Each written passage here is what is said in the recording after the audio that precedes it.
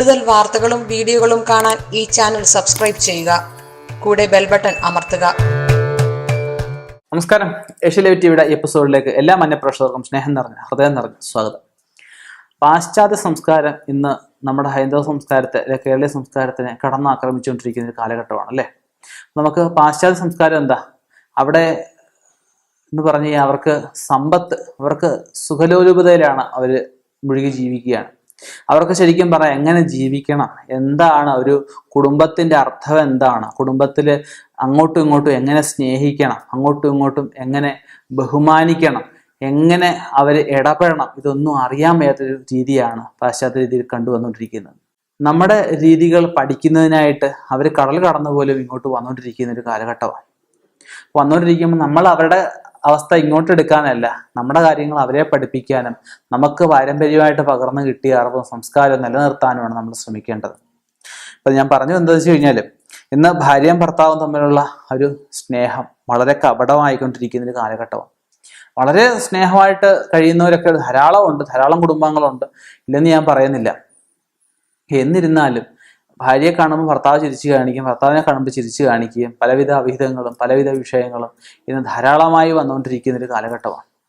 അപ്പം നമുക്കൊരു സ്ത്രീക്ക് ഒരു പുരുഷന് ഒരു സ്ത്രീ എന്ന് പറഞ്ഞതുപോലെ തന്നെ ഒരു അമ്പലത്തിൽ പ്രതിഷ്ഠ നടത്തുമ്പോഴാകുമ്പോൾ നമ്മൾ താഴത്തെ ആ പീഠത്തിനായാലും നമ്മൾ ഔംസശില, അതുപോലെ വിഗ്രഹത്തിന് ദേവീബിംബമൊക്കെ ആണെങ്കിൽ സ്ത്രീശിലയും, പുരുഷബിംബമൊക്കെയാണ് പുരുഷശിലയൊക്കെയാണ് നമ്മൾ എടുക്കുന്നത്. അതിനകത്ത് ഓരോ കാര്യങ്ങൾ തന്ത്രശാസ്ത്ര പ്രകാരമൊക്കെ ഓരോ കാര്യങ്ങൾ പറയുന്നുണ്ട്. നമുക്ക് എപ്പോഴും ഒരു കുടുംബ ബന്ധത്തിന് മാത്രമേ കെട്ടുറപ്പുള്ളൂ. മറ്റുള്ള ഈ അവിഹിത ബന്ധങ്ങൾക്കോ മറ്റുള്ള സ്നേഹബന്ധങ്ങൾക്കോ ഒന്നും, സ്നേഹമെന്ന് വെച്ചാൽ ഈ വ്യക്തിപരമായിട്ടുള്ള സ്നേഹബന്ധമുണ്ട്, അല്ലാതെ ഉള്ള സ്നേഹബന്ധങ്ങളും ഉണ്ട്. ഈ തരികിട സ്നേഹബന്ധം ഞാൻ ഉദ്ദേശിച്ചത്, മനസ്സ് അർപ്പിച്ചുള്ള സ്നേഹബന്ധം നിലനിൽക്കും, ഇല്ലാത്തൊന്നുമില്ല. അല്ലാതുള്ള തരികിട സ്നേഹബന്ധങ്ങളൊന്നും തന്നെ നിലനിൽക്കുന്നവയല്ല. അതുകൊണ്ടൊന്നും ഒരു കാര്യവുമില്ല. താൽക്കാലിക സുഖങ്ങളും താൽക്കാലിക സന്തോഷങ്ങളും മാത്രമേ ഉള്ളൂ. അപ്പം നമ്മൾ ഈ ഭാര്യയും ഭർത്താവും ഒക്കെ ആയിട്ട് കുഞ്ഞുങ്ങളും ഒക്കെ ആയിട്ട് സന്തോഷമായിട്ട് ജീവിക്കുമ്പോൾ ഇതിൽ പലവിധ അവസ്ഥകൾ, ഇവരെ തമ്മിൽ പിരിക്കാൻ, ഇവർ തമ്മിൽ ഒന്നിക്കാതിരിക്കാൻ, കലഹതകൾ ഉണ്ടാക്കാൻ ഒക്കെ ആയിട്ട് ചിലപ്പം അച്ഛനും അമ്മായിയമ്മയും ചിലപ്പോൾ ശ്രമിക്കും, ചിലപ്പോൾ സുഹൃത്തുക്കൾ ശ്രമിക്കും, ചിലപ്പോൾ അയലത്തുകാർ ശ്രമിക്കും. അങ്ങനെ പലവിധ ആൾക്കാരുടെയുള്ള പ്രേരണകൾ ഇതിനകത്ത് ഉണ്ടാവും. ഒന്നാമത് ശ്രദ്ധിക്കേണ്ടത് എന്താ വെച്ച് കഴിഞ്ഞാൽ, ജീവിക്കുന്നവർ അവരവരാണ്, അവരവരുടെ ജീവിതമാണ്, അവരോട് നശിപ്പിക്കരുതെന്ന് അവരും തന്നെ രണ്ടുപേരും ഒരുപോലെ ചിന്തിച്ചെങ്കിലേ പറ്റുള്ളൂ. പിന്നെ ഈ പറഞ്ഞ അവിഹിതത്തിനും പോകുന്നവർ ആലോചിക്കുക, ഇത് തൽക്കാലത്തേക്കുള്ളത് കൊണ്ട് യാതൊരു കാര്യവും ഇല്ല. നാളെ ഒരു നേരം വയ്യാതായി കഴിഞ്ഞാൽ ഈ പറയുന്ന പങ്കാളി കാണത്തുള്ളൂ. ഈ പറഞ്ഞ അവിഹിതത്തിന് പോകുന്ന സ്ത്രീ ആയാലും പുരുഷനായാലും ആരും ഇവരുടെ കൂട്ടത്തിൽ കാണത്തില്ല. അവർക്കൊക്കെ അന്നേരത്തെ അറിവേ ഉള്ളൂ. നെറ്റി അഞ്ച് ഒളിഞ്ഞു കഴിഞ്ഞാൽ, ശരീരത്തിൽ ചുളിവ് വീണ് കഴിഞ്ഞാൽ ഇവരുടെയൊക്കെ ആ ഒരു സൗന്ദര്യ സങ്കല്പങ്ങളും എല്ലാം മാറിപ്പോവും. അതൊക്കെ എല്ലാവരും ഒന്ന് മനസ്സിലാക്കേണ്ടുന്ന കാര്യങ്ങളാണ്. അപ്പം നമുക്ക് അവര് എൻ്റെ അടുത്ത് പലരും വിളിക്കാറുണ്ട്, പല കാര്യങ്ങളും ഇവിടുന്ന് വിദേശത്ത് താമസിക്കുന്ന പല മലയാളികളും പറയും, തിരുമേനി ഞങ്ങൾക്ക് ഇവിടുത്തെ സംസ്കാരങ്ങൾ കാരണം ഞങ്ങൾക്ക് ഇവിടുന്ന് ഞങ്ങളുടെ അച്ഛൻ്റെ കാലഘട്ടത്തിൽ ഇവിടുന്ന് പുറത്തു പോയവരാം, ഇവിടുത്തെ പല സംസ്കാരം പല രീതിയിൽ ഞങ്ങൾക്ക് അറിയില്ല, ഞങ്ങൾക്ക് ഈ ഹൈന്ദവ സംസ്കാരം എന്താണ്, ക്ഷേത്രത്തിൽ പോകുന്നതിൻ്റെ പൊരുൾ എന്താണ്, നമ്മൾ ഈ സെറ്റ് മുണ്ട് കൊടുക്കുന്നതിൻ്റെ കാരണം എന്താണെന്നൊക്കെ അവർ ചോദിക്കുന്നുണ്ട്. അവർ ചോദിക്കുമ്പോൾ എനിക്ക് വളരെ അത്ഭുതവും വളരെ സന്തോഷവും തോന്നും. നമ്മുടെ കേരളത്തിൽ ഇന്നാരും ചോദിക്കാത്തൊരു ചോദ്യമാണ്. അപ്പം നമ്മൾ ആ ഒരു രീതി പഠിക്കണം. അച്ഛനും അമ്മയായിട്ട് സ്നേഹം വേണം. ആ അച്ഛനും അമ്മയുടെ സ്നേഹം കണ്ടു വേണം മക്കള് വളരാനായിട്ട്.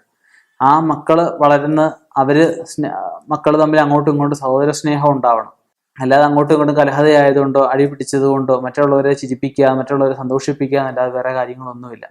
അപ്പം ഇതൊക്കെ ഉണ്ടാവുന്ന മുൻകൂട്ടി കണ്ടിട്ടാണ് ഋഷീശ്വരന്മാരായിട്ടുള്ള ത്രികാലജ്ഞാനികളുടെ ഋഷീശ്വരന്മാരൊക്കെ ഈ പറഞ്ഞ വേദങ്ങളായാലും മന്ത്രങ്ങളായാലും ജ്യോതിശാസ്ത്രമായാലും ഒക്കെ ഭൂമിയിലേക്ക് കൊണ്ടുവന്നിരിക്കുന്നത്. നിങ്ങളുടെ മുമ്പ് ഞാനിന്ന് പറയാൻ പോകുന്ന ഒരു യന്ത്രത്തിന്റെ കാര്യമാണ്. യന്ത്രം ഇതിനോടൊപ്പം തന്നെ നമുക്ക് മന്ത്രമായിട്ട് ജപിക്കാവുന്നതാണ്. അപ്പം അതിന് മദനയക്ഷിണി യന്ത്രം എന്ന് പറഞ്ഞ യന്ത്രമാണ്. അപ്പം അതിന് യക്ഷിണിയൊക്കെ എല്ലാവരും പേടിക്കേണ്ട കാര്യമൊന്നുമില്ല.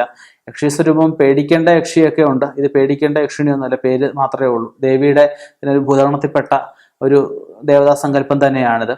അപ്പം മദനയക്ഷിണി മന്ത്രം എന്ന് പറഞ്ഞ മന്ത്രം അപ്പം ഞാൻ ചാനലിൽ പറയുന്നില്ല, നല്ല ഏതെങ്കിലും ഒരു ആചാര്യന് ഉപദേശമായിട്ട് വാങ്ങിച്ച് ജപിക്കേണ്ട എന്നൊരു മന്ത്രമാണ്. നിത്യം ഒരു 12 ഉരു വെച്ച് മതി. 12 ഉരു നമുക്ക് വീട്ടിൽ ശരീരശുദ്ധി ഒക്കെ ഉള്ള സമയത്ത് ഒരു 108 പ്രാവശ്യം ഒന്നുകിൽ പറ്റുമെങ്കിൽ 108 ദിവസമായിട്ട്, ഇല്ല എങ്കിൽ 90 ദിവസമായിട്ട് മതി. അത് സ്ഥിരമായിട്ട് 12 രൂപ വെച്ച് ജപിക്കുക.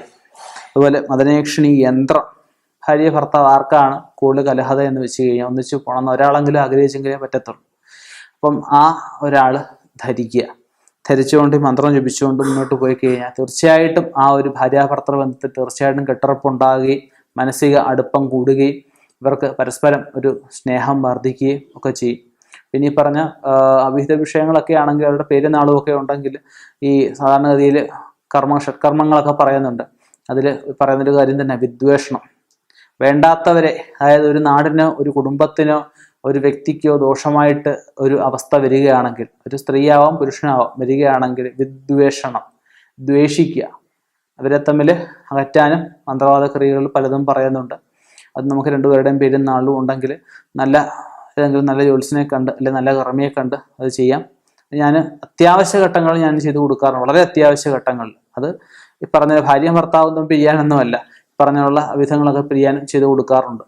അപ്പം ഇങ്ങനെയുള്ള മന്ത്രങ്ങൾ എല്ലാവരും അതിൻ്റെ ആ ഒരു പവിത്രതയോടെ ജപിക്കേണ്ട ആവശ്യകതയുണ്ട്. അത് തീർച്ചയായിട്ടും ഒരു ആചാര്യനോട് ഫോണിൽ കൂടെ ചോദിക്കരുത്, നേരിട്ട് പോയി കണ്ട് ദക്ഷിണ കൊടുത്ത് ഉപദേശം വാങ്ങിച്ച് വേണം ജപിക്കാൻ. ഉപദേശം വാങ്ങിച്ച് ജപിക്കില്ലെങ്കിൽ നമുക്ക് യാതൊരു നെറ്റിൽ കൊടുത്തു കഴിഞ്ഞാൽ ഈ പറഞ്ഞ മന്ത്രമൊക്കെ കിട്ടും, പക്ഷെ അത് ജപിച്ചുകൊണ്ട് യാതൊരു പ്രയോജനവുമില്ല. നിങ്ങൾ ഉദ്ദേശിക്കുന്ന ഒരു കാര്യം സാധിക്കത്തില്ല.